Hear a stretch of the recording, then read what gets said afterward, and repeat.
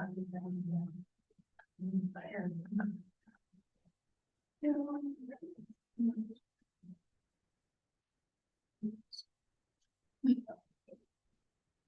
right, we are calling this meeting to order. It is the Public Library Board meeting Wednesday, November 15th, 6:33 p.m.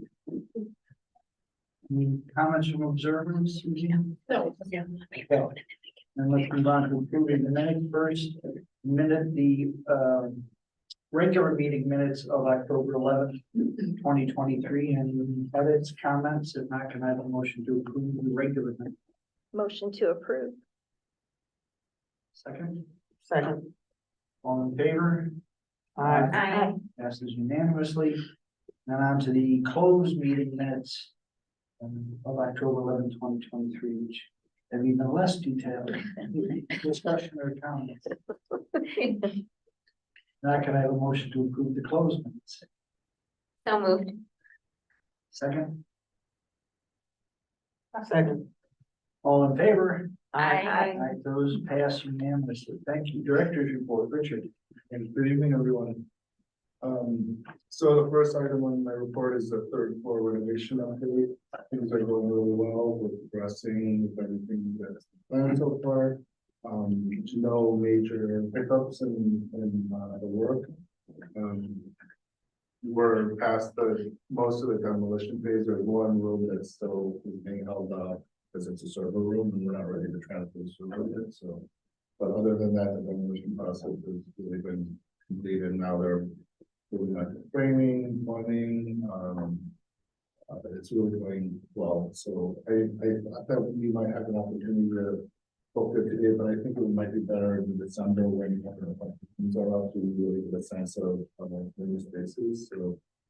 So plan for closed toe shoes in Sunday and yeah. It'll be closer. Yeah. Yes. We're also starting some conversations. We had started them last year, earlier this year, but we didn't really go anywhere because we were so focused on the third floor. But the last piece of our building that really hasn't been worked on in a significant way is the Petty Auditorium. And as you all know, that's a real key space for us in terms of our programming goals and service models. So we are working with a consultant and our architects, of course, to look at lighting, flooring, AV upgrades in the auditorium. We haven't really folded the seating into that equation because it's, I think, beyond the scope of maybe what we want to take on. I think that it would be better to focus on some of that other stuff first. So we're hoping that I'm hoping to bring something to the board later, maybe early in the new year for a potential summer project, but we're nowhere close to bringing budget numbers and all that. We're just kind of in the exploratory mode right now. So, let's see what else.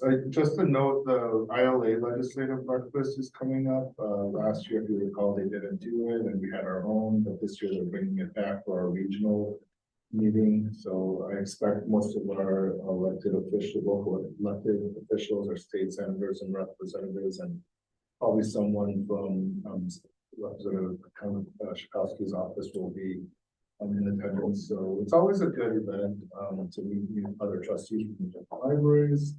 It's a nice opportunity to up with staff and our local reps. And I plan to be there. I think Laura's planning to be there. We might have a few other staff members present as well. But if any trustees are interested in going, please let us know and we can.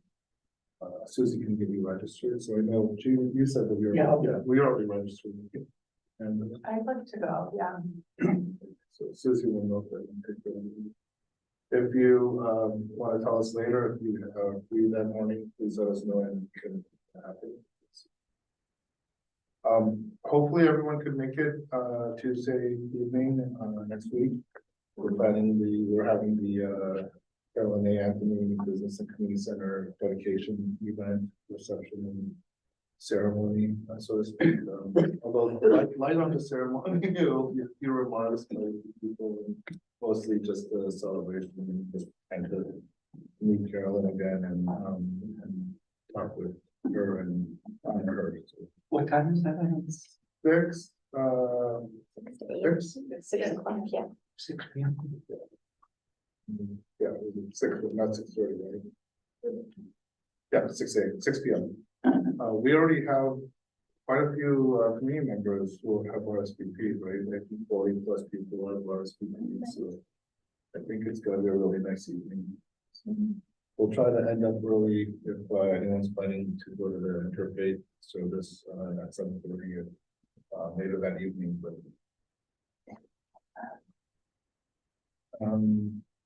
Oh, speaking of the interfaith service, I did meet with the clergy forum.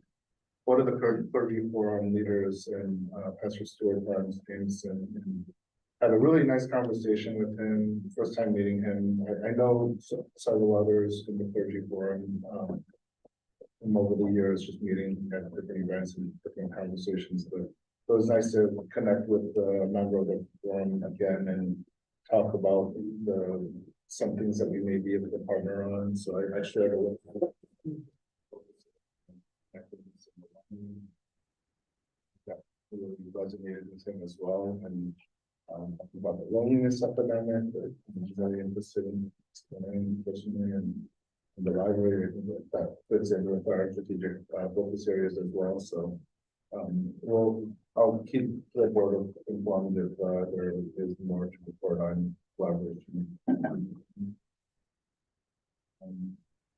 Yeah, I just want to mention the trustee orientation, met with Amanda twice, and sorry for the lengthy sessions, but it's kind of the deal, you know, it requires hours of time. But we had a good meetings, and I also just thought if any other board member would like to review some of the things that I had previously gone over with you for orientation, please let me know. And I know I could, it's nice to get a refresher on some of these things. And I personally, you know, we do the FOIA and OMA refreshers every year. And so I always kind of remember something too. So it's nice to be able to talk through that stuff. So if you want to meet with me, please let me know and we'll schedule something. That's pretty much it. Questions, comments about the director's report? I just had one comment, just that I was very moved by the comments in here about your meeting with the clergy forum, and just felt like it just wanted to say that I fully am like very excited to see where that goes, and if there's anything that we can do to support that. I just think it's so timely, so relevant for so many reasons to see that there's connections being made there, and it was one of the standouts of all of the material I read, was just knowing that happened was very moving and affirmative. Yeah, I appreciate it. I'm excited about that work, and part of my focus this year, and we already have ties to the forum. It's not a new thing, but more conversation won't hurt. And yeah, I agree. It's time. Yes. Are there any takeaways any of you would like to share from the chamber legislative forum? I think it was very much similar in nature. The comments are usually kind of around the same topics, you know. Each legislator goes up and has maybe 10 minutes to talk about a long list of like things that they're working on. And so I took a lot of notes, but just to sum it up, they talked a lot about education, public transportation, mental health, the state budget, the state of the finances of the state. The usual questions came up, and or comments came up about you know, the taxes for businesses, you know, because it's a chamber event, just that kind of thing. So. Are there any updates about the Old Orchard Mall and the tax implications of that and how it affects the Skokie budget? That is usually more of a state of the library address, and, it's a different chamber event. This one, actually, the mayor doesn't, he didn't speak at this legislative forum. It was more for our state, representatives and senators, and, the staff member from, Jan Schakowsky's office. So, there wasn't necessarily still people. Thank you. Yeah, sure.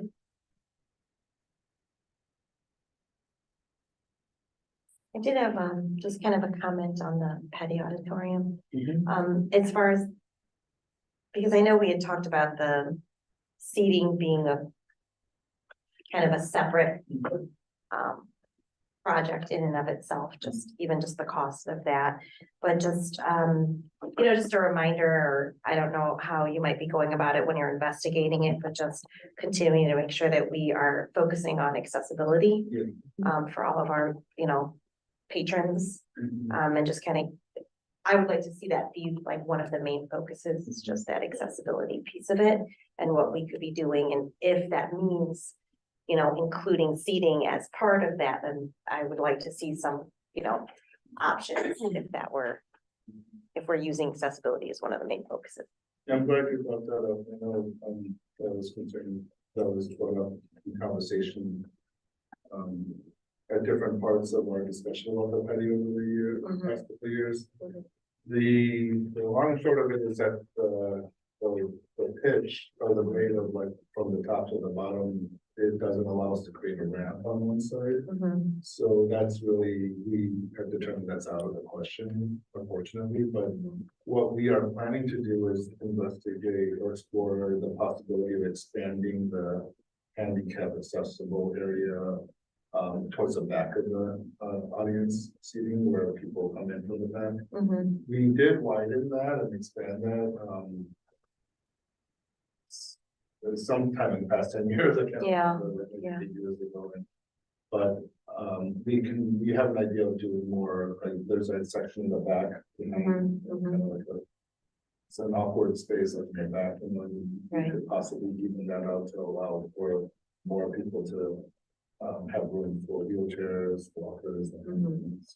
Yeah, and I'm even thinking like, what we could be doing as far as if we do have, wheelchair seating in the back, do we need, is there technology that we can be doing to help, enhance their experience? And then, and then thinking about ways that we can be incorporating, closed captioning or, other sorts of pieces as far as accessibility for all of our patrons. And I don't know if we have a contact. I know that we used contacts, when we were designing at least the major renovation here in the library, but maybe having some sort of guidance as far as that goes to making sure that we have, we've investigated those areas. Yeah, that's helpful to hear that feedback, and we'll definitely incorporate that into our explorations. Susie will make a note for me as well, but the captions, I believe, if I'm not mistaken, we turn those on for any video or movie shown in Petty, like automatically. And the hearing loop is a big part of the point actually that we would install. That's mainly the main driver actually for the project is that's a one program space that doesn't have a hearing loop installed yet. And it actually makes a lot of sense for us to in that particular space. So it's just because of the steps and everything, it'll just be pretty large cost. And also to do that in conjunction with new carpet and new stair lighting. So there's a lot of pieces that kind of play to what you're saying too. But yeah, we'll look into that and do a rest. Yeah, thank you. Other questions, comments? No? Okay. Moving on to the approval of the disbursement report. So this is pages 5 to 11 in your materials. Any questions, comments about the disbursement report?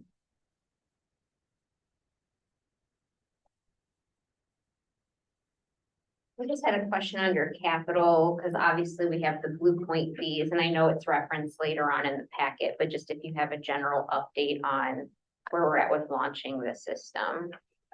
I hope we're very close. It's been a long road and, we're realizing just how many. Small elements are not small as in like, significant, but just so many pieces to this and we're just really intent on doing it very, methodically and Sure. thoroughly. This is not something we want to rush, so. Leah and her staff and Thelma and our safety manager and Mark, our IT manager. Everyone's been involved with getting us to the point where we are checking off all the little things that you need to. I'm hoping that we can launch, shortly after the, if, board pending the board, staff training on December 8th. Okay. And, hopefully, all systems are go, train the staff. And then soon after, we turn it on. Okay, Appreciate the board's patience with this. I know it's been a long time. We've learned a lot about installing our new service. It's great to read later that the Skokie Police will also be here and. They've been involved every step of the way, from even conversations about whether we should pursue this or not, all the way through training. They attended our administrator training a weeks ago. Yeah. And I just wanted to say that I think that it's important that we do it right the first time. So if that means that we have to, slow down on the front end so that we get it right, then I think that that's a worthwhile investment of time. Because that's something you really don't want to shortcut. by any No, means, so. you don't want to take the shortcuts. That's exactly right. Hopefully, we never have to use the thing, so. Right. But if we are, Yeah. let's make it work, right? Exactly. So back to the disbursement report, questions? Comments? If not, motion to approve disbursement report. so moved. Second, Second. since it's money, we'll do it separately. Mary, Yes, Michelle, Yes. Amanda? Yeah. Yes, Mary, Yes. Ellen? Yes. That passes 6-0. All right, approval of construction pay app number 2. So this starts on page 12 and runs to 27. This is for the third floor construction. Obviously, we did pay app 1 last month. This is 2, which you're going to be doing. No, as I think I mentioned last month, the board should expect to see these through the end of the third floor project. So maybe the last one will be May or June next year, even though the project will wrap up in April. So each month, the contest SMC will take everything that has been completed and summarize it all and attach it to this document. And you see the current payment too. And as I mentioned before, there's a retainage that's left unpaid until the very end of the project. You'll see Josh Campanelli's signature on this from SMC and how it's been from our architect's office. So. Any questions or comments? If not, a motion to approve the October construction pay app number 2 at total cost of $231,180.50. So moved. Second, second, all right, and it's 20, so we'll go around. Ella, Yes. Mira, Yes. yes, Amanda, Yes. Michelle, Yes. Mary. yes, That's a 6-0. Next pay approval is page 25 to 27. Payment app 2 for the chiller replacement. Questions, comments? Richard, anything to add? No, but just to say that we were hoping to, or we were expecting to have the installation happen this month, but it didn't happen because we were waiting on a part that's delayed. It's fine because the goal is to have this chiller up and running before the cooling season next year. So we have time built in. We're just waiting on. But it ain't over yet, there'll be more. Yes, yes, it ain't over yet, that's. Questions about this? It's a relatively small one, relatively. Now can I have a motion to approve chiller replacement pay up number 2 at a total cost of $28,314? So moved. Second? All right, we'll go around. Amanda, Yes. Michelle, Yes. Mary, Yes, Ella, Yes. Mira. Yes. Yes, so it passes 6-0 also. If we have somebody ready, can we go ahead with the audit? All right. Let's jump ahead to the audit, which is page 57, because we have somebody online who's looking for us to talk about that. So now the payment stuff. Sure. Want to introduce Jen Martinson. Jen, do you mind introducing yourself? Yes, of course. Good evening. I am Jennifer Martinson, a partner with Lauterbach and Amen. Of course, here to present the audit results for the fiscal year ended April 30th, 2023. Can everyone hear me okay? Yes. Fantastic. So I do want to start, I know Blythe has already retired, but I do want to start by thanking Blythe and Richard for all of their hard work during the audit process. And now Allison, of course, for helping to finish up and bring it home here. It's really a 6-month process from when we have our first planning meeting to really presenting in front of the board this evening. So we certainly appreciate all of staff's effort and coordination throughout the entire process. So huge thanks to the library staff out there. So an audit is required by state statute to be completed by an independent auditor. And really the goal of the audit is for us as your auditors to be able to provide an opinion on the financial statements presented this evening. So we have done that.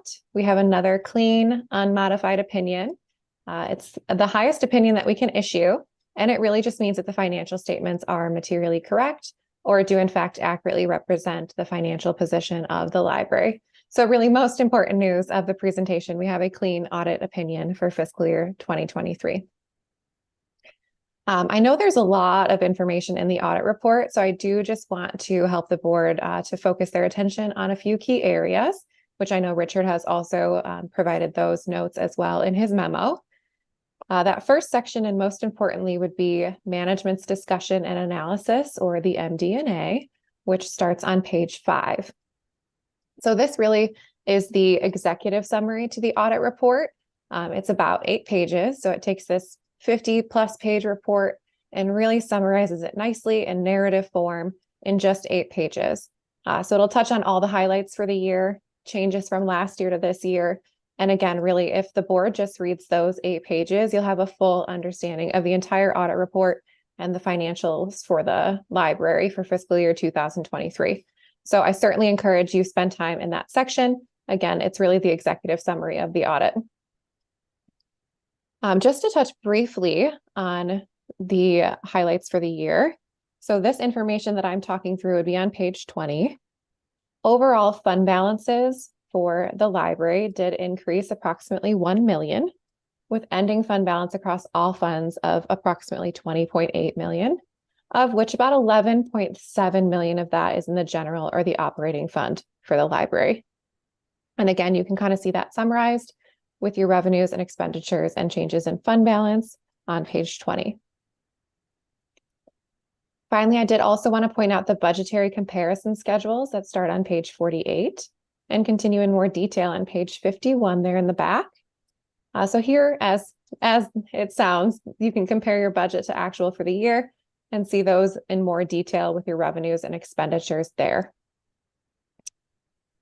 Finally, we do also issue a smaller document that we call the management letter. And this is really our way to communicate any upcoming standards, anything that we found throughout the audit process that we felt was important to communicate with management or the board. So you'll really see any of those current recommendations for this year. The majority of them are related to upcoming Governmental Accounting Standards Board, or GASB, statements that we're required to review and implement if applicable. These would be the major ones that we would review with the library. So we'll work closely with staff to be sure if anything does affect the library, we get that implemented as required. So there's some more detailed information there for those standards.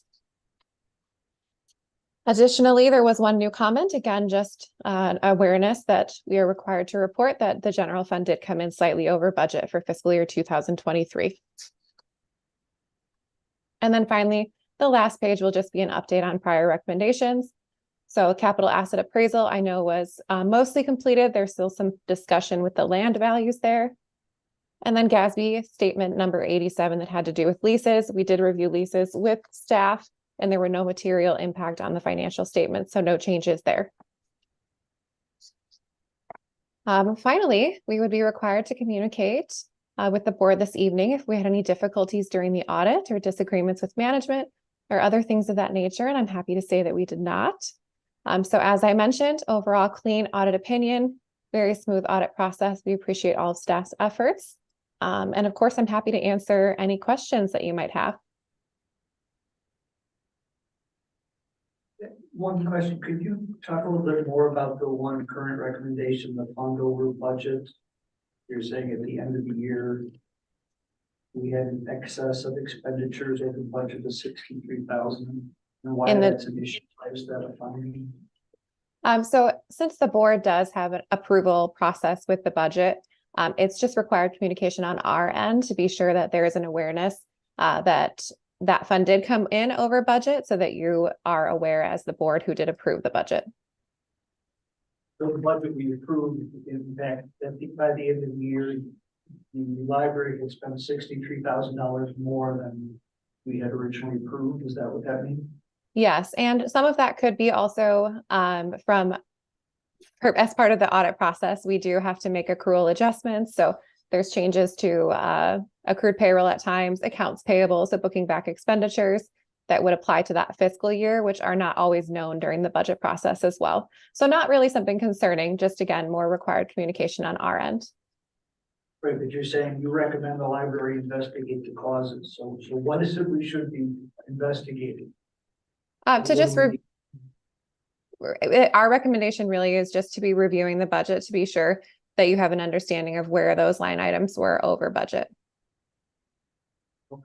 Jen, can you comment? I know we've discussed this a bit, but, and Blythe had discussed with you and your colleagues a bit about why this calculation, how this calculation is made, what goes into it and what may not be included. I believe there was a thought that it didn't include a certain balance or transfer.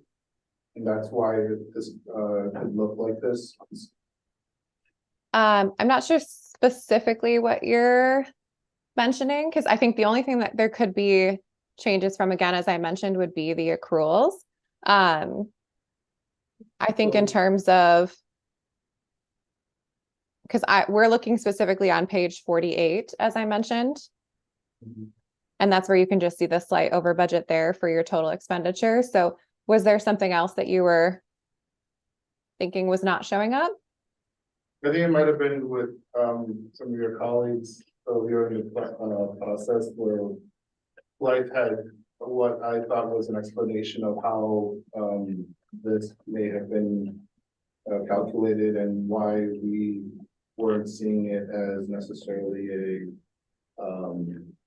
like a misstep on the management side, but your colleague explained it that what went into the calculation for that figure, and it seemed to explain it. So yeah, so we can definitely do a more detailed look at that with you, Richard, to see if it was specifically, as I mentioned, related to if there were any accounts payable adjustments that we had to make. Again, so those would be expenses that were paid after year end, but that did apply to fiscal year 2023. And so we would have to book those expenditures back to make sure that they're in the correct period.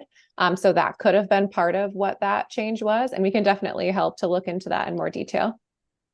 I'd appreciate that. I know that there was some conversation, you know, and it was towards the end of Blythe's time at the library. So it was kind of, there wasn't a lot of time to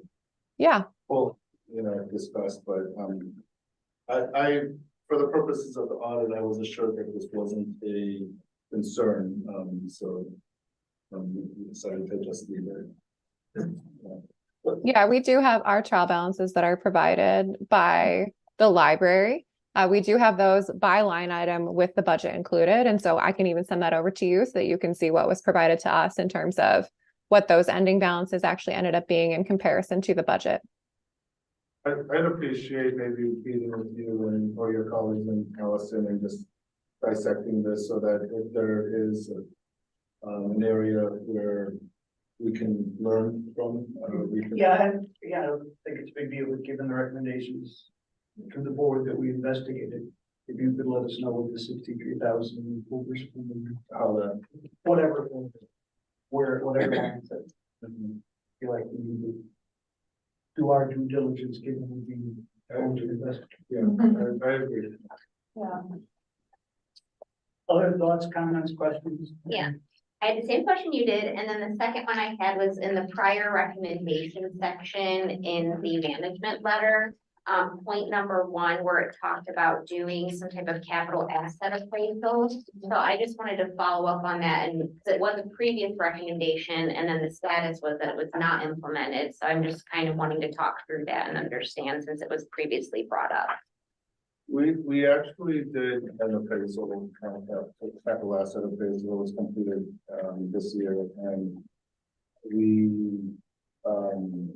there's a component to it that, is a land appraisal, if I'm correct, Jen, and for accounting purposes, we need to assess the property value of our land, and our appraiser that we worked with was unable to provide that service, so we're in the midst of finding another firm that can work with us to try to help us with that. And I've been in communication with the auditors as well to figure out what we can do together to help the library trace back how we ended up on this property and what the value was, and at the time and how we paid for it, or I believe it was just it's just something that we have to trace all the way back.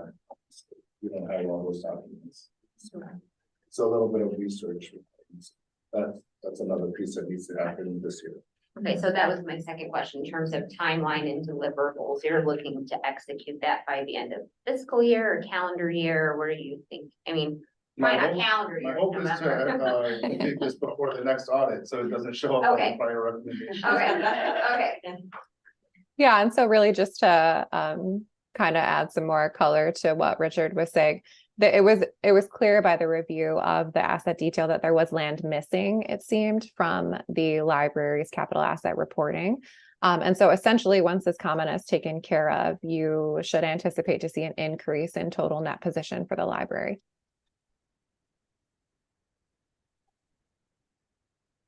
And the land we're talking about is the land that the building is on. Right. Are there any other properties, any other land?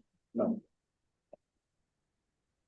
So it's, we're a government unit, so it's government land and property, so untangling what that means for.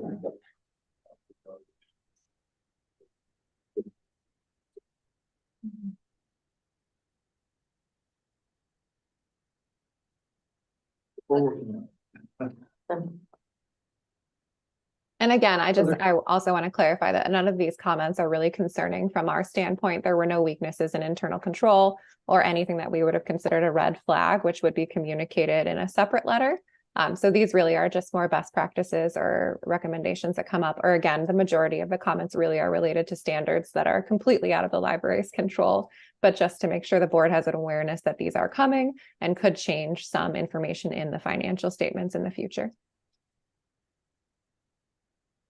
Any other questions for Jen?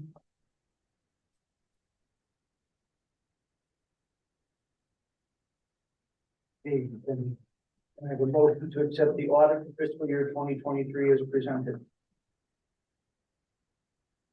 So moved.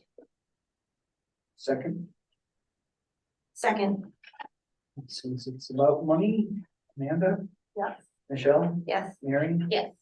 Ella, Yes. Mary, Yes. yes, passes unanimous.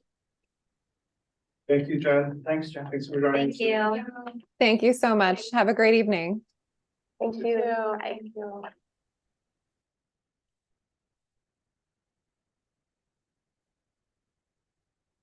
Great souvenirs as these are, you can leave them behind and return them to Susie tonight if you don't want to take them home. Since it's all in the Dropbox already, if you don't want them. Hard plastic copies. Yeah. All right, let's go back. Page 28, the balance sheet for 6 months ending 10/31/23. Shoot, anything you want to highlight from there? A few things. This is a look at, our balance sheet that we provide every October. A few more, through the end of the fiscal year. It shows our actual revenues, compared to our budgeted revenues. You'll see the glaring, missing revenue from the fall 22-23 taxes because Cook County is once again late on collecting, so. The due deadline is December 1st, so last year we started receiving our fall tax collections in December, so I expect to have large amounts of revenue coming in December, January, February a little bit, so these numbers will look a lot different once Cook County starts finishing collecting property taxes. But other than that, I think everything is pretty straightforward. If you have any questions, please let me know. Questions, comments? Under revenue, section 125. That line item. Sorry? Under revenue, Yep. section 125, to the bottom. For $1,042. Oh, are you looking at the monthly financials here? Yes, Oh, okay. That is, sorry, a little further down. that's that, you wanna explain that? It's comprised of venture payments and child support. payments. Oh. Okay. Isn't that also like the childcare, Yeah. the childcare, like, Correct. it's tax, we funds that the employee can deduct and then we pay them back the amounts when they use it. Got it. Okay, What's it called? It's I'm blanking on the acronym. It's not FLSA, it's, Child care reimbursement. yeah, because in there. HSA. No, not just say, I'm sorry. I mean, the I'll remember that It is acronym letters. later after this. it is, okay. Just to go back for a second to the balance sheet, we don't need to approve anything, it's just for. No, it's just, yeah, that's just that one page, 20. Right. Yeah. Sorry, I don't. No, no, it's okay. And now we'll move on to consent agenda, Yes, which is yes. pages 29 through 56. And so Michelle's question was about page 29. Anything in pages 29 through 56?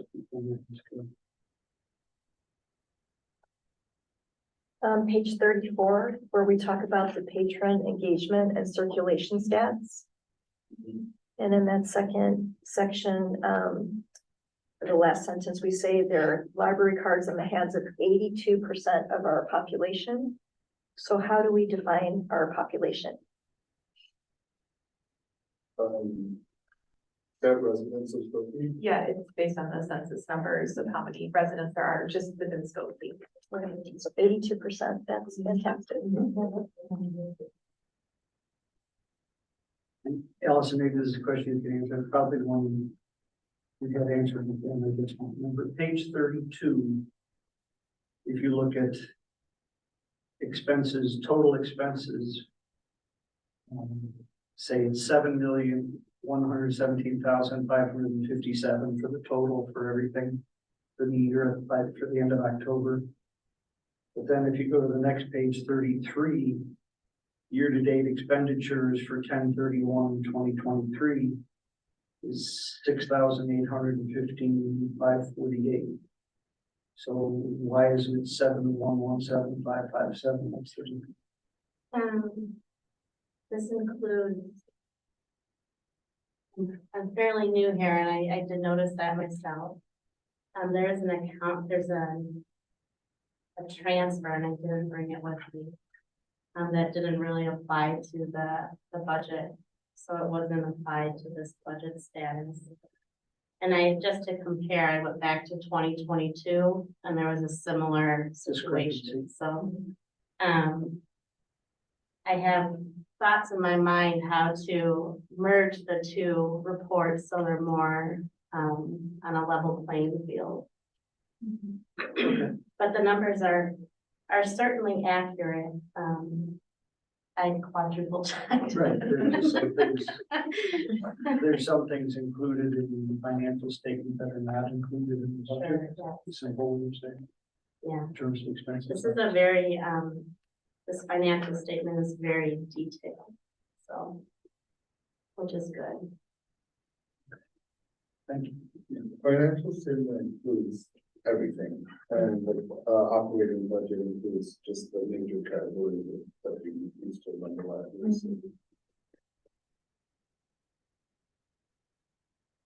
All right, other questions, anything in the consent agenda, all the reports, et cetera? Yeah, I just had a comment on the circulation statistics section. I think as we see libraries evolve and grow and change and their purpose and function in communities, going beyond books.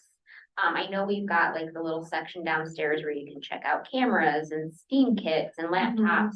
I would really like to start tracking circulation and if there's any feedback from the staff that they are getting from patrons on that, because I just feel like with how fast technology is shifting, there could be needs from patrons that maybe we aren't, you know, maybe meeting, or if they really like some things, and maybe we need more of some stuff. So I think that would be something good to start tracking separately, because I see movies and, or like AV and books and stuff, but I don't see anything about those items that are like that. It's called library. Library Oh. is a category, but I Right. think you're talking about also like dissecting a little one level. Yes. down, you know. Cause that's a pretty broad category. I mean, we have everything from cameras to like movie screens to exactly. a scene kit. I'd be Yeah, curious those. to understand what's like, are we meeting the needs of children and families, or do we need more technology-based things for people that are coming in? We do have, I just want to make clear that we do have circulation statistics on every item, so. Okay,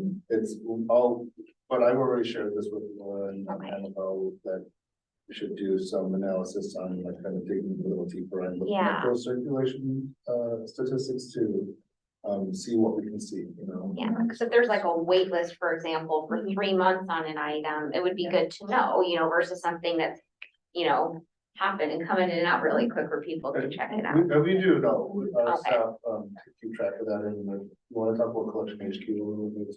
Yeah, we have a piece of software called Collection HQ, which allows us to dig into some Cool. more of these details, but, yeah, our selectors they definitely pay attention to the wait list. When they get too long and they think about adding Okay. things, sometimes with the library, there are logistical complications to adding many more of them. Sure. Those movie kits, for example, are huge, so storing them all winter, we have 20 of them Yeah, is a problem. But they do keep an eye on okay, what cool. is popular and what we need more of, and. I was talking to my friend and it was interesting, like her mom was on a wait list at her local library for months to get a coin sorter machine, which I thought was kind of interesting because, you know, if you go to like the supermarket and you dump they take a percentage of your Yep. money out, and the banks don't really offer it anymore. And her mother was just elated when it was her turn to get the coin sorter machine that she could finally, but I was like, wow, that could be an unmet need. It's just little things like that, you know, you don't know until you start Yeah. checking stuff, so. Do we have an avenue for patrons to request? To ask there, them to- yeah, like, is there like Yes, a formal yes, they can process for that? Use the purchase suggestion form, both for books, movies, and library things, anything that we have that's circulating, we will take requests for. And then if we get those items, they are placed on hold for them. Do people, how do we advertise that as something that is available? It's available as a link through our catalog on the website. When informally, when patrons will come up to the desk and say, I'm looking for this book, our staff knows to suggest that they fill out the form if it's a newer item, or they can help them find it through our library loan if it's not. So, yeah, we have a couple different. Okay. And I just want to reiterate what Laura was saying earlier, that our staff are looking at the whole list as well, so that even if patrons aren't seeing more blank, our staff know that based on the holds and the wait time, that what we need to purchase more of in terms of quantity and so. there's a lot of growth in that area. Usually I'm just like, oh, I wonder what people are using. And then to see the Yeah. comment later about the laminator machine that people requested that, and now it's part, it's just, it's really cool. So,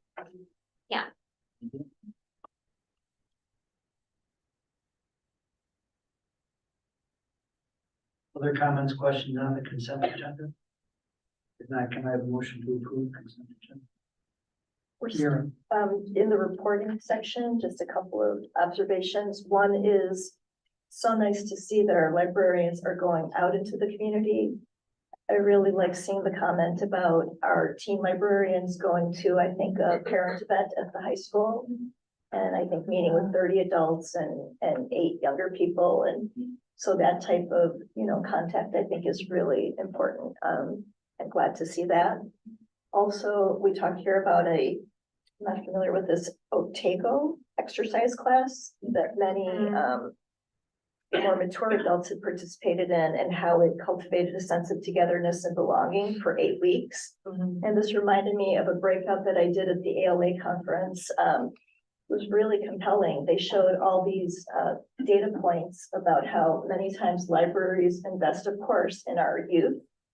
And they talked about the statistics of the adult and the more mature adult population, and just how incredibly important it is as we move forward in the culture, as more people are moving through that cycle of life, to create arts programming. And there was a librarian, I believe, from someplace in Colorado, that she created this program that adults, she had waiting lists, just constantly every time she gave these classes, and people got together and cultivated a sense of belonging, not only at the library, but they formed friendships outside of the library. And she really made a compelling case for investing in all kinds of different, arts, and like this class reminds me of it as well, these types of things, so people can come together. And we're talking a lot about connectedness and belonging, and the really startling data about loneliness.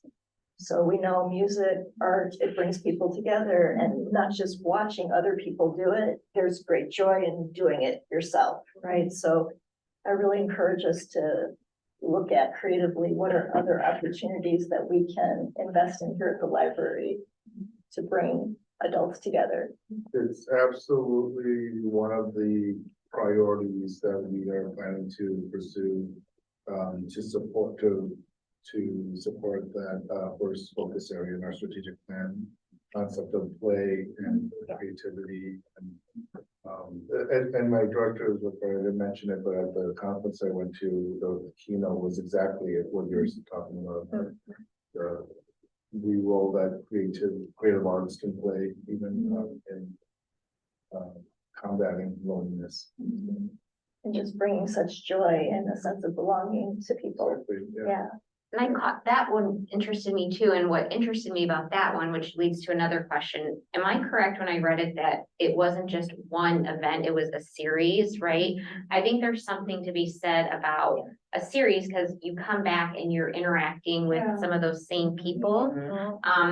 Like I play pickleball, like little side, but every week it's exciting because I go to the league and those same people, I'm growing in those friendships with those people. It's different than just coming to one event and then meeting someone and then haven't quite forged enough of a relationship yet, talk to someone. So I think there's something to be said about having mini series or many, a grouping of classes. So when I looked at our overall event schedule, are most of our events one-offs, or do we have any other examples of series of things? I mean, we have discussion series, we have the ELL, English is additional language, like English learners, cafe, those are all long running, never ending really, opportunities for people to just keep coming again and again and developing what you talked about, with just a sustained connection with someone. Yeah.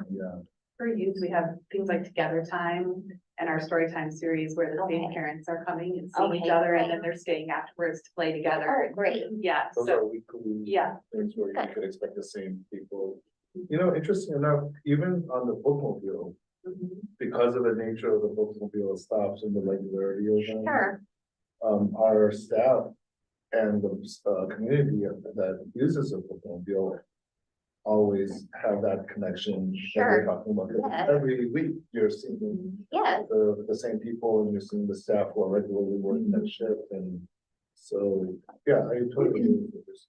Yeah. We'll look for one of those opportunities.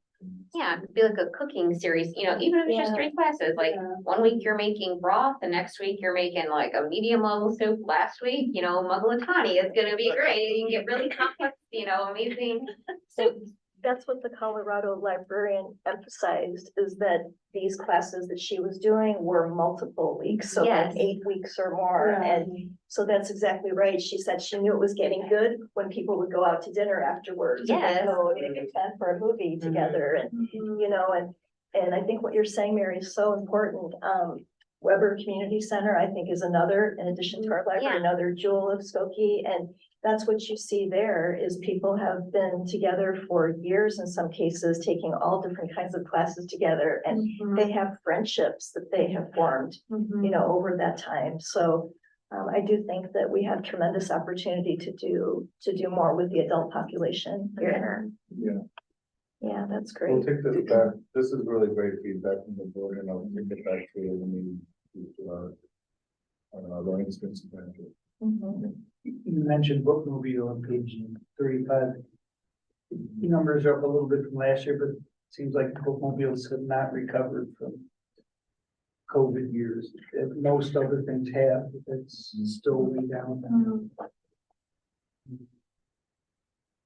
Yeah, I think I might have shared this before when talking about bookmobile statistics. I always kind of, to pure circulation numbers, don't tell the story, the bookmobiles impact on the community, so I think that, we have to find different ways to share, what's happening through that service, you know, that, because the circulation numbers will, I mean, strictly by, even just looking at, physical AV content, we know those are the numbers that are dropped across the library, and traditionally, that has been a big part of what has been on the bookmobile, so I don't think we're gonna recapture, all of those numbers, you know, but the engagement that the bookmobile has with the community on a local level and the presence it has in the communities and neighborhoods is what really counts, and just like even our book, like, we don't do that for any kind of circulation, it's more a presence, connection with people. So we have to find ways to really measure that or kind of tell that story. I have a quick comment slash question, kind of separate and related. I echo what everyone's saying about programs that foster connection, community. I've noticed also the one program connecting older and younger, like intergenerational programming, and just I fully support it. Maybe separate but related is and maybe this is too nitty gritty of a question, but in terms of social media and communicating all of this stuff that's happening here, I didn't see anything in the budget related to targeted like social media marketing and targeted ads specifically to boost the bookmobile or to amp up and hype up library of things. And maybe that's just something that is part of overall communication budget, but it could be cool to experiment with targeted advertising, like across platforms. Like once you've identified something that you really want to, maybe you're already doing it. I don't want to like overstep, but it just seems like something that in our newsroom, we're always trying to figure out too, just trying to get, you know, in an attention economy, how do you get eyes on an event and really rally? And the marketing, social media, like, it does pay to invest in some of those advertising programs that Facebook and Instagram and everyone has like very easily set up. So I don't know, it's kind of a comment and question, like, is that happening? To what extent? And how could we experiment with like identifying those areas that we really want to boost and literally just like put money towards that, like amplifying those values or amplifying programs that reflect those values. Yeah, good, very good question, good point. We do, and we have done some of that. It's part of our, it would be under printing and publicity on our. Oh, okay. But I take your point, and I think we can talk to our CME, our communications, community engagement manager to explore what can we do to do more of that. Yeah. I'm actually interested, how does that also work? One of our goals this year, our priorities is to reach community members who may not, may have a barrier to access us or be informed about what we do through because of language barriers. Yeah. So Yeah, maybe this is like a entryway for some of that. yeah, cool. I jotted down that note as well as the local will comment and does the same programming comment. So we'll follow up with some of our staff. Cool. Thank you. Yeah. Along those lines, and kind of our connectedness, right, and our strategic plan. You know, I was thinking through and I, again, the way that this is all laid out is so clear and concise, and it really, I know a lot of time and effort has been put into it to reflect all the things that we're doing towards our strategic plan and supporting those efforts and making, you know, really, demonstrating all the ways that we are doing that, right, and following through with our strategic plan. I guess my question, and I don't know that there's necessarily an answer for today, but just something to think about, is how are we measuring our success on the strategic plan? What's our benchmark for that, right? Like, how do we know that we've made it? How do we know that we're successful? You know, what are the parameters that we're using in order to do that and to measure the success of our strategic plan? Great question. I actually do have a kind of an answer to that. It's been a while since I provided an update, but if you recall, after the board approved the strategic plan, like the focus areas, I mentioned that we were engaging in a implementation process, basically, to identify under those three focus areas, what are our current priorities, like on a more narrow level, and what activities may be folded under those current priorities, and then what measurements would we use to gauge our success and our progress. So we've actually been having those discussions for the past, I don't know, 4 or 5 months, and working with a consultant, and we're just about to solidify that. And so the next time that the board sees a quarterly update, actually, I expect that we will have a different format, slightly more defined in terms of our current priorities, activities that are like going towards those bigger focus area buckets, but also kind of allowing for like anything else that we think is supporting the bigger focus area, but not necessarily like a project, right? So stay tuned for in 3 months. We will have a little bit of a refined reporting tool for the board to show some of what you're talking about. Okay, yeah. But we've been talking about that and planning that out actually. So. And I guess my other question that I would ask in conjunction with that is budgeting wise, how, you know, what we are doing financially in order to support each of those big 3 areas, right? So, you know, typically where our money is where we're demonstrating our values, right? So how are we allotting our budget in order to support each of those different areas? That's a great question too, and we just started the budget planning process. So we started around end of October, beginning of November, and then the first look of the draft of the budget is formed for the board in January or February, typically of every year. So those are the questions, good questions we're asking ourselves those questions right now as a management team. Okay. So we'll piece together that, and I hope we can have more of a discussion on this when we present a draft of the budget. Yeah. Yeah, because I think about like programming when we talk about, you know, how much money we're spending to invest, for example, in our adult, you know, adult programs versus children versus, you know, teens. where are we allotting it on kind of a more micro level? And how that plays into each of our, our pillars for the strategic plan, right? So just trying to align our success measures with where our budgeting and is it reflecting all of those things? So those are just kind of like the wonderings that I have in my mind about, how we're going to carry out the vision for the strategic plan on a more micro level, I guess, is what I'm really looking at. I appreciate the comment, it's timely because we're just. We're right there. I know, We're all you're reading my mind. vibing. The budget considerations, but also the measurement and evaluation. I think a lot of the stuff that we're working on right now. Excellent. Thank you. Thank you. Other questions, comments? If not, can I get motion to approve consent agenda? Second, Second. all in favor, say aye. Aye.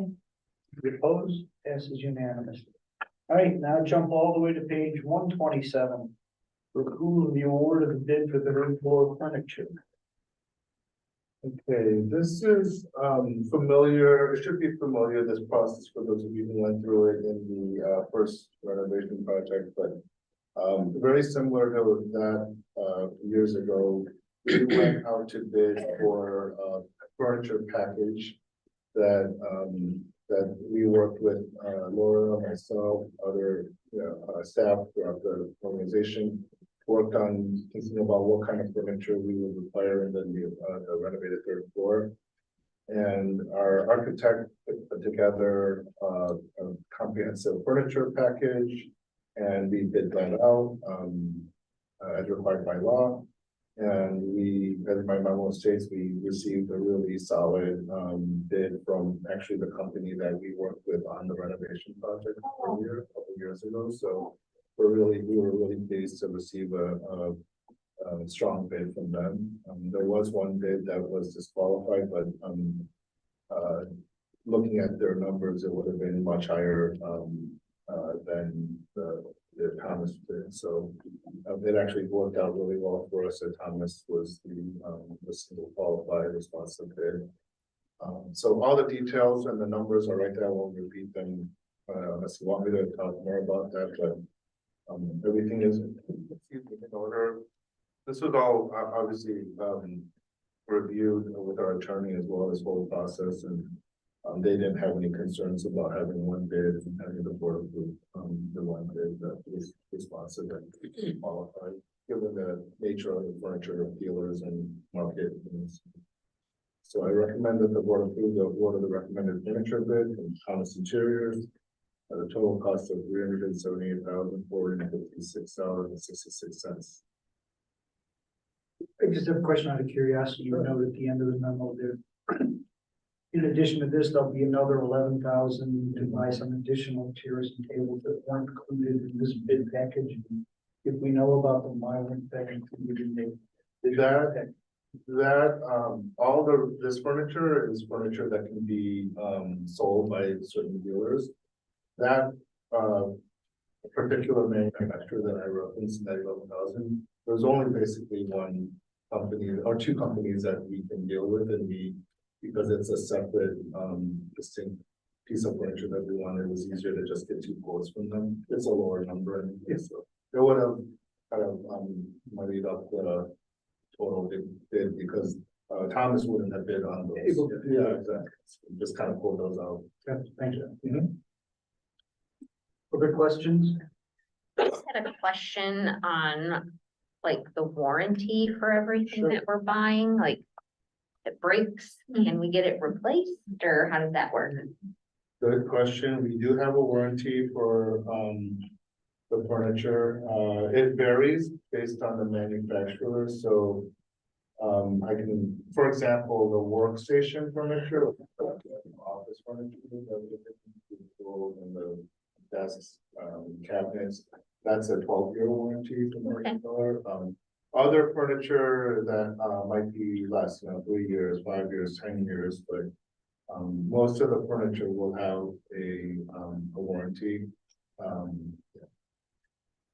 And then my other question, my previous job was actually in the furniture industry, so I got a little bit of background in there.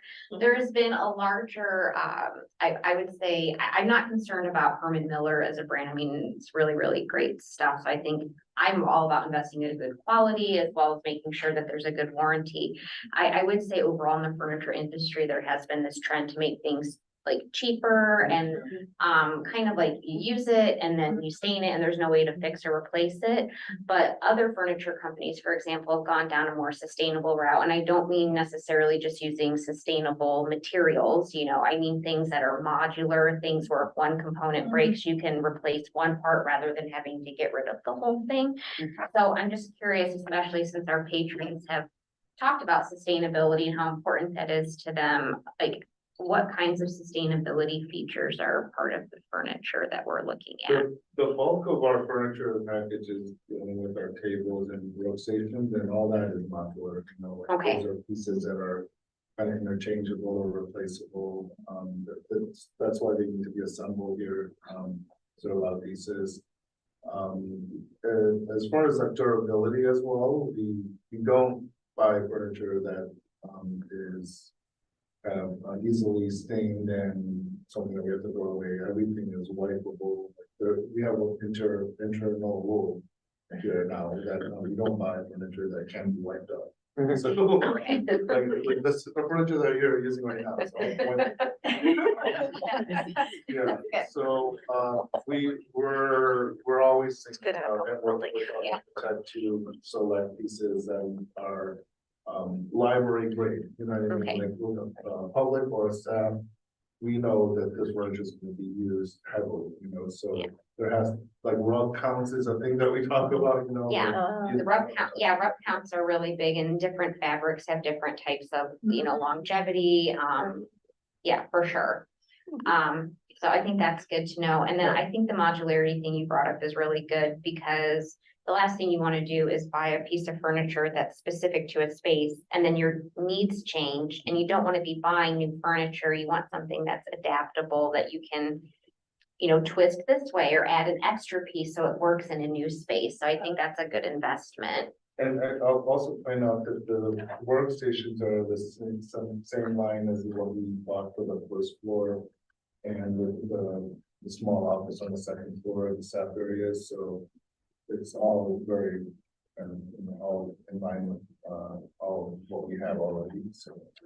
And I wanted to add, we are reusing some furniture pieces, Okay, so there great. were things that were already on the third floor that they've used, they told us, well, they're still usable, and we Okay. found homes for those. Perfect. So, Good point. Cool.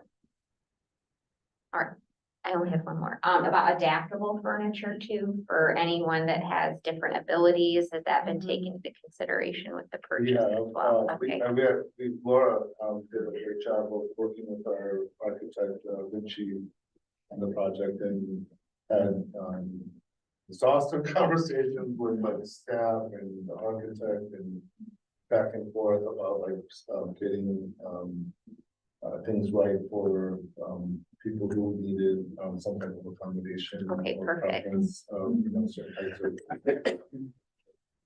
Also, we have, other ways to provide accommodations, like for standing desks and stuff, but even if we don't have a standing desk nowadays, it's great, like there are the bare desks that Mhm. you can purchase aftermarket, things that are not necessarily part of the furniture that accomplish that, so.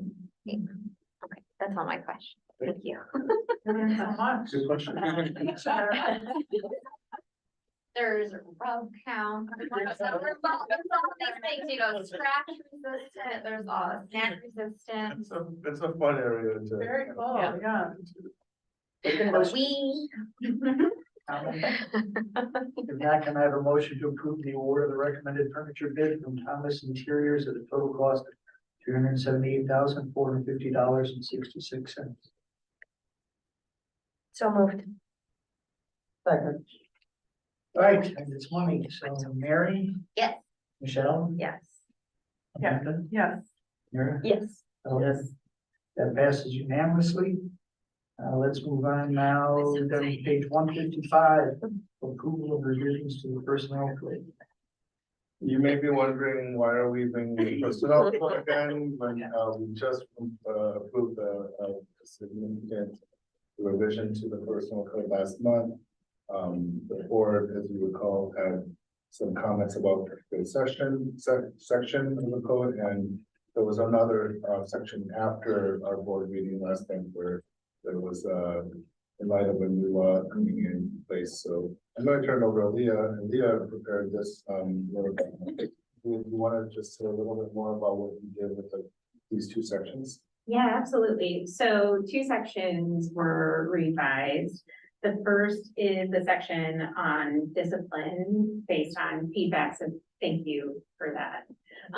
Because it was really good to dig into it with a new lens, and I kind of just threw out the old version and then tried to like maintain some of the spirit of it while also using that more trauma informed lens. So that was a really, it was a great project for them. So thank you for that. So you'll see that's one of the changes. And then the second section is based on, you may have heard that in Illinois, we have the Public Leave for All Workers Act, which is coming. The personal days section is a revision to keep it compliant with the forthcoming law, which begins in the new year. But I welcome any questions or comments or feedback. I would like to make a comment. Thank you for listening to my suggestions and hearing what I was saying about using a trauma-informed approach when having sensitive conversations about discipline and corrective actions. And I really appreciate the language you've used here. Thank you for that. I'm glad, thank you. In addition to that, I just wanted to confirm, we did run this by legal counsel. That is correct, yes. Yes. Yeah.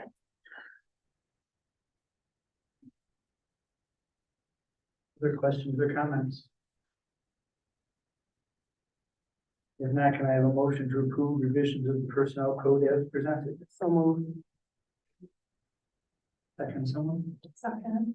All in favor, say aye. Aye. Passes unanimously. At 1:58, staff day closure. Okay, this is a Leah show. It's me again. So as I stated in the memo, we're asking for approval to close the library for a day to focus on organizational development and staff development. We've had really, I've been overseeing and planning staff days for a very long time at the library, and they are a day that is really focused on some of the connection and belonging that you have been talking about, but within the community of our staff as well. So the focus for this staff day would be on the kind of loose theme of organizational wellness, but that can go in a lot of different directions. I've been working with the people at Peer Services in Evanston, which is a mental health support organization. We've worked with some of the professionals there for a long time, even when some of them were at Turning Point, to look at things like boundary setting, communication guidelines, and to really have staff be able to focus on their development, but also on fostering a sense of joy is incredibly important to me when it comes to these sort of staff days. It should be both informative and knowledge building, but also celebratory. It's good to pause and celebrate all the really awesome staff that we have. So I welcome any questions. I have a question as Yeah. one of the neophytes on the board. Are we invited to attend these, or to, how should we show up to support you? I would love it if you wanted to come. We've had board members come in the past. Susie will reach out and I think they just let Susie know if they want to Yeah, come. yeah, Yeah. well, if you know you're coming, just let me or Susie know, and Oh, I was just asking for a point of information.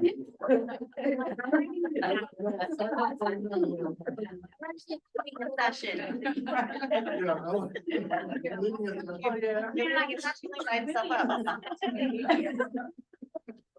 If anyone is between now and, court pending board approval February or January 12th, please let us know and we'll, the key thing is that we need to, show you how to get in the building because we're the door. And food order. Yes. That is the, I was like, there's a second really important thing. I just had a question about public holidays, because if we're closed, are we closed on Martin Luther King Day the following Monday? Okay, because I was thinking if we're closed Friday and then Monday, okay, That would be, okay, I would not recommend that, yeah. okay. You know, and speaking of communication, I think it would be interesting to even communicate out to the public, really, like what. You know, even if it was just, you know, a snapshot or two of what happens on these closure days and how we're servicing, you know, our staff. This is why we do it, right? Yeah. And the benefits of that, I think that's very, It's a great idea. you know, just to Mhm. let our patrons be aware of why we do what we do and that it's intentional. Maybe we could have a little feature in the newsletters, Yeah. social.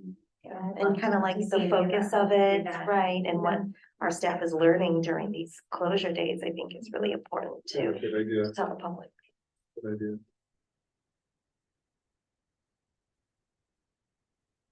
Other questions or comments? If not, can I have a motion to approve closing the library on Friday, January 12th for staff?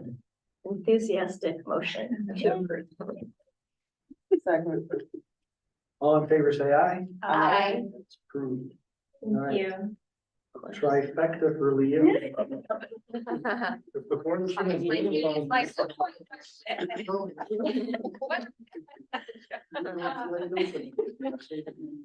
Okay, so as we talked about earlier, we're nearing, what word do I want to use here? Yeah, so Blue Point's coming. Blue Point is coming, our rapid emergency response system. There's been a lot of intentional work going into, setting the system up.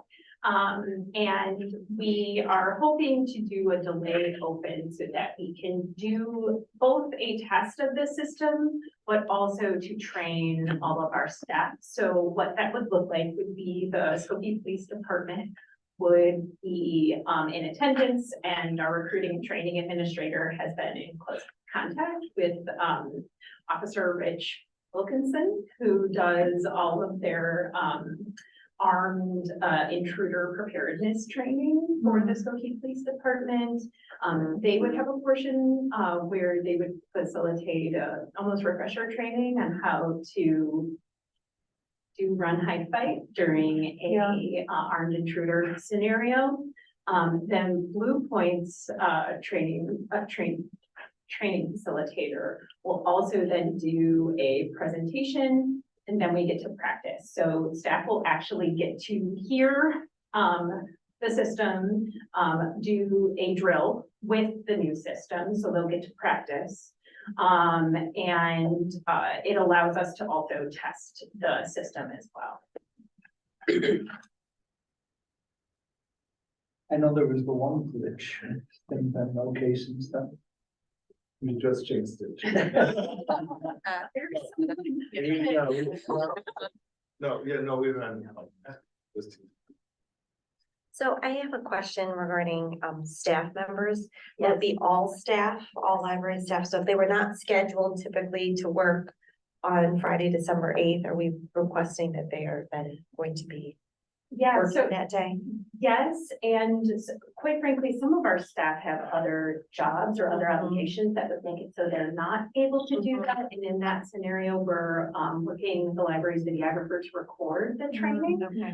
which will then be designed into an online module that we deploy through our learning management system. So not only would staff who can't attend be able to then take that training, any new staff who come on board will also be required to take that training. It's mandatory, it's just not everyone is capable to be in person. Thank you. And the Blue Point facilitator is also reporting Yes. their presentation. Yeah, so there's going to be a recording for all staff. There's going to be a recording for administrators. So if any managers needed to take a more in-depth training, that'll also be available. And then they're leaving a deactivated kind of doesn't go anywhere device with our safety manager that people can go and practice pulling. It does not connect to anything. So it's just a free or deactivated device that people can practice. I was wondering along the lines of this, do we have anything, and I don't know, if we work with Blue Point or if we work with the police department or we have somebody else that we needed to bring in, but some sort of signage for our patrons. Like do not touch. You know, not only just do not touch, but in case of emergencies, do we have signage for our patrons on what to do in an emergency or some sort of In crisis? the event of activation. Yeah, so, not signage, but there's a PA announcement and there's strobe lights. So, visible inside the building and, from outside the building. So people who are outside will know, not to approach the building, and people inside will definitely be aware that, there's an emergency situation, intruder. in the buildings. One of the good things about the strobe lights is then ability to hear is it's, I mean, it's It's not required. yeah. Right, right. I have a question. I have a question in regard to the, December 8th day. Will the Skokie Police Department or the public library be sending some type of communication to the surrounding community about what's going on that day, so folks aren't upset when they see a bunch of police cars outside of the library or strobing lights? Yeah, it's a great question. So one of the things we did with our, so the staff development day in May focused on active shooter preparedness, and there is, it's like a all village notification, but we can definitely ask the Skokie Police if there's something that could go out to. But because my local concern community is, members. we're right next to Village Hall. Yeah. So then you have folks going to do village business at Yeah, Village Hall. right. They see a large police presence outside because they'll see the cars Mhm. outside, and I'm not sure if the strobe lights out externally will be activated that day, but it could be unsettling for Yeah. people. So perhaps in the immediate area, there's a communication plan. Yeah. And then a larger communication plan for Yeah. those who may or may not be in the area, but for the folks who live in the area Yeah. or are doing business or work right next door, we Absolutely. should definitely communicate with them. I think that's a really good point.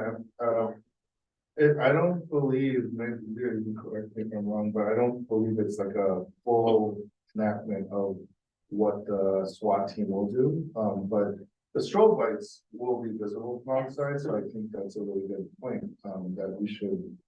I mean, I don't know if there's a way to like actually deactivate the ones that are visible from outside. It's meant to be an internal, training exercise. I'm not as concerned with the strobe lights as being most of us live in the community, and I don't know if people are on Facebook groups for Skokie, but folks are like, I saw two police cars and they were what's going on. So I'm sure it would light up the Facebook groups. I saw 4 police cars at the Skokie Public Library. Does anybody know what's going on? And sometimes in the absence of information, folks make up things, or, you know, people's imaginations are running wild. I would ask that we proactively communicate or work with the police department and ask them, because I think they're the subject matter experts. How do we communicate to folks in the area that everything is okay? They don't need to be concerned or worried, because I know if I looked out my window and saw 6 police cars across the street from my house, I would be like, what's going on? Yeah, I take your point, and we can definitely do that. I guess my point was just, I don't think we'll have that kind of police presence around the building, but we'll double check, because I want to make sure you're raising a good point. We'll definitely find out. I mean, in May, there were many police cars and even I think a fire engine. So it's Yeah. like, that is something I think is good feedback for any time to do this Well, for drill. to Michelle's point too, like actively communicating to this community about what we are doing on that Yeah. morning Yeah, is a good idea anyway, but to your point, it's actually a better idea just to make sure that we don't alarm people. yeah. So, Yeah. yeah. Yeah. This is good. Thank you for your feedback. Any other thoughts, comments? Matt, can I have a motion to approve the delayed opening of the library on Friday, December 8th, 2023 for safety training? Can I just add one thing that we're still trying to lock that date down and making sure that everything will be ready for that date. It's okay to add or alternative date in December if needed to the motion. That would be appreciated, so we don't have to. So motion to approve Bring it back. the delayed opening of the library on Friday, December 8th, 2023, or an alternative date, December if needed, comma, for safety training. So moved. Second. All in favor? Aye. That passes unanimously. Thank you very much. Appreciate it. Thank you very much. Thank you. All right, page 160, review per capita grant requirements. This is really just a formality for those of you who are new to the board. Every year we have to, I have to bring this to the board to meet our requirement of sharing that we have reviewed the standards, that we meet the standards. And that allows us to apply for a per capita grant from the state library. It's usually around $100,000 for us, based on, as the type, name of the grant states, are the number of people who live in Skokie. So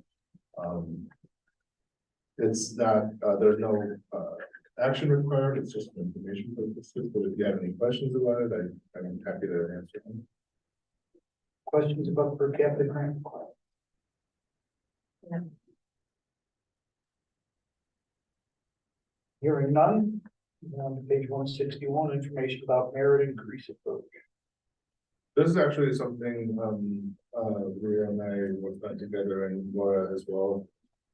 This is a follow-up from a conversation from when the board approved the new salary scale, and also even before that, the merit increase from, April, I believe the board approved the merit increase, salary increase for county employees. So I think we just wanted to provide this information to provide a sense of how we intend to approach the concept of merit increase here at the library and distinguishing between different performance levels in order to make those determinations. So this isn't quite at the stage of bringing a request to the board about a specific percentage or dollar amount.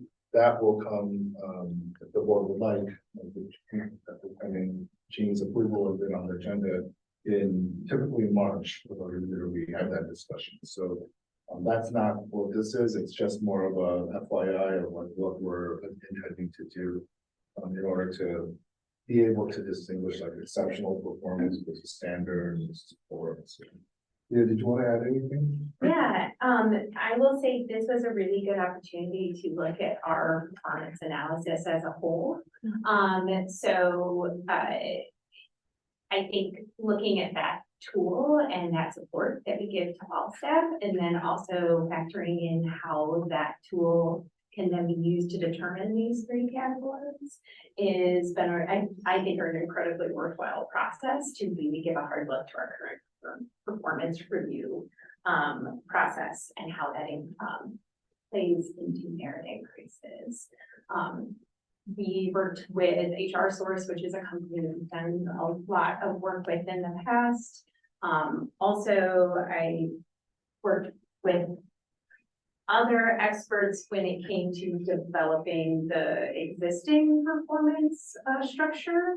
So it allowed me to kind of go in and look at that a bit more with a magnifying glass and help to formulate how these three categories. Leah, in addition to our job descriptions, will we be using defined core competencies to lead us to these three categories? They will be a Into part these? of it, yes. The updated performance analysis tool will integrate core competencies as well as goal making, self-assessment of the employee themselves, the job description, and it'll have a combination of linear scale, multiple choice, open-ended. So the tool's intended to be both this criteria to help inform the merit increase as well as a development tool that can be used to help support staff to go through, look at the past year, to see how it went and to plan goals for the upcoming year. Yeah, I had a question. So if I understand, there's 3 levels. There's below standard and they wouldn't get a raise. There's standard, they get some to be determined raise. Then you say exceptional, and you say the merit increase for the exceptional would be 1% higher than the standard. That is the recommendation of HR Source. But for this last year, we only gave a 1% merit. So you can't, how do you give a standard and then give exceptional 1% above standard when your range is only 1%? So it would be 1% for standard and then 1% higher than the standard. So if we've only approved a 1% raise, That's, so it wouldn't would be coming to us and asking for a 1% down to 2%. we would define what the percentage is together, in March when we figure out what that all looks like in terms of how it all lays out in terms of the categories and also the budgetary considerations. And then have that conversation with the board. What would the board feel comfortable? What numbers would the board feel comfortable? So you'll come to us with specific what the standard 0.5% and then 1.5. Exactly, whatever that is. We'll approve the specific number in advance for both.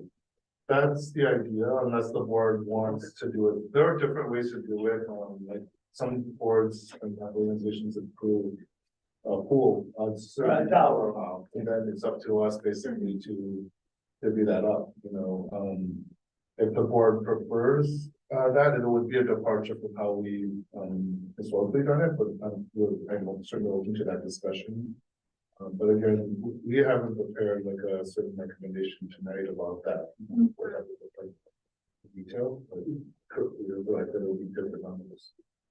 Out of curiosity, how many staff members do we have that are non-union that would fall in this group? That this would impact? It's around 30. 30, Yeah. okay. So it's supervisors, managers, administrative staff. Thank you. Yeah. Other comments or questions about this?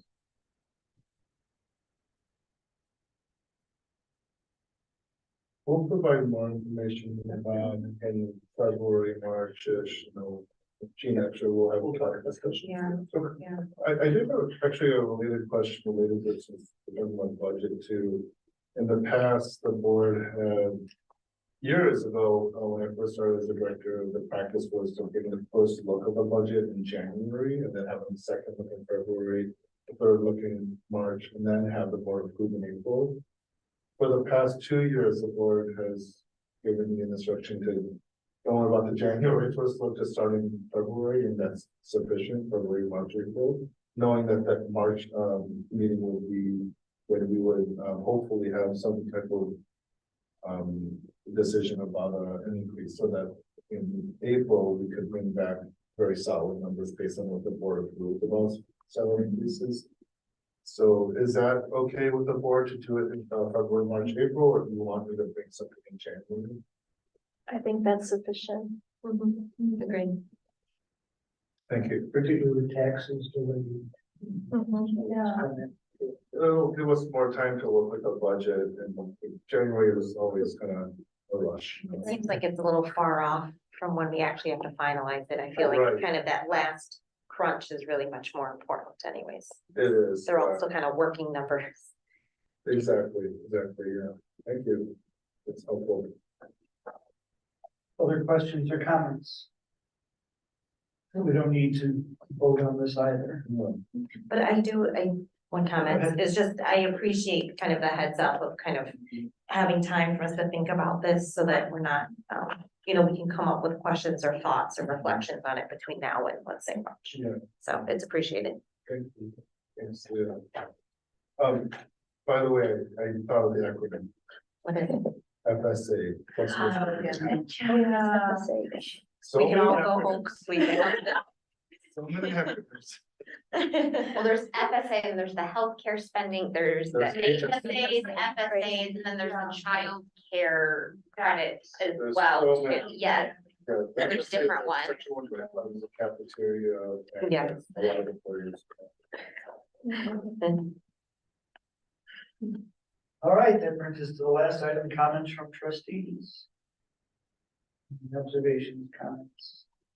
I just wanted to say that I know a lot of work went into this audit.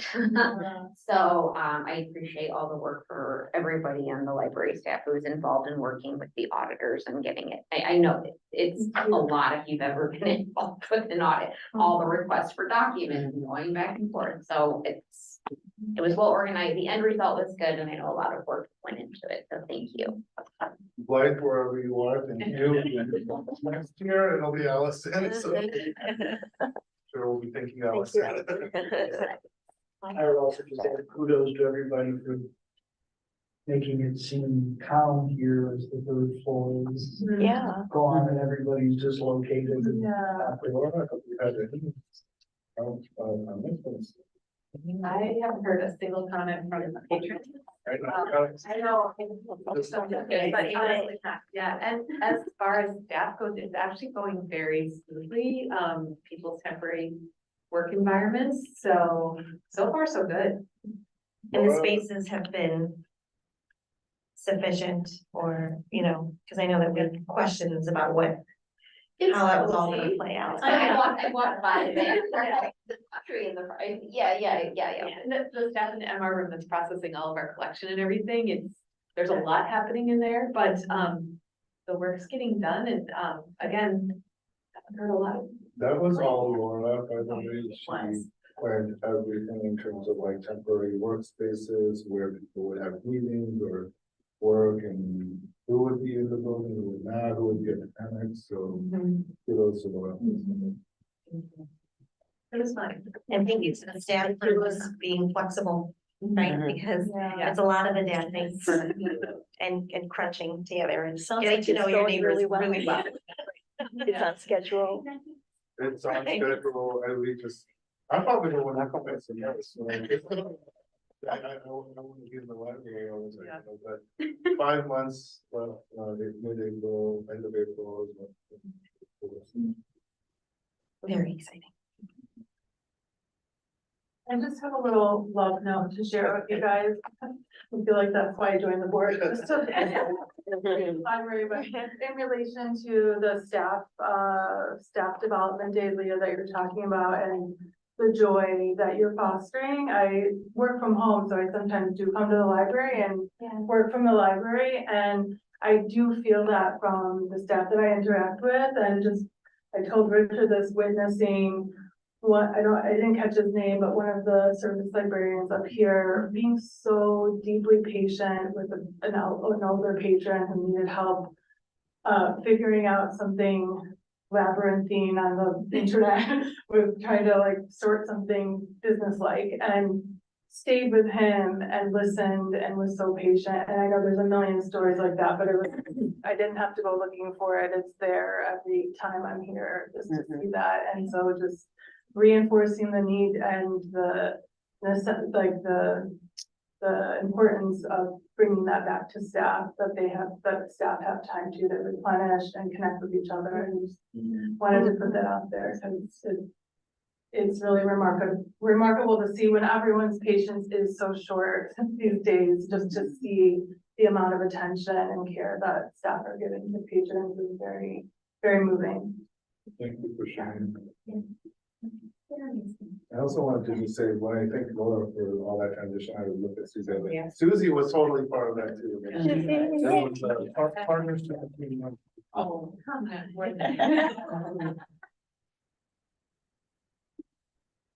All right, on that note, motion to adjourn.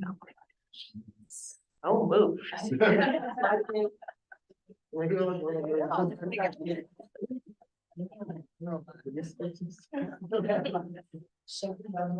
I seconded.